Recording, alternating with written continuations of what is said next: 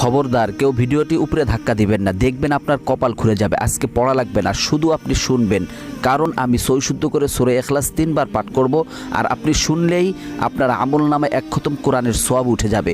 তো চলুন শুরু করা যাক। তো শুরু করার আগে যদি ভিডিওটি ভালো লাগে অবশ্যই চ্যানেলটি সাবস্ক্রাইব, ভিডিওটি লাইক এবং ভিডিওটি শেয়ার করার অনুরোধ করছি। তো চলুন শুনে আসি 3 বার। বিসমিল্লাহির রহমানির রহিম।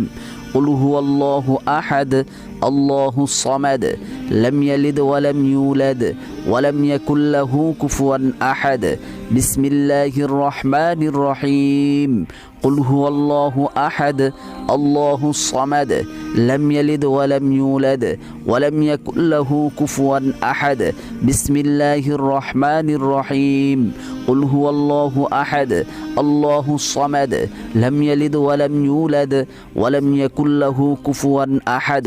যারা শুনেছেন তাদের আমলনামায় 1 খতম কোরআনের সওয়াব উঠে গিয়েছে।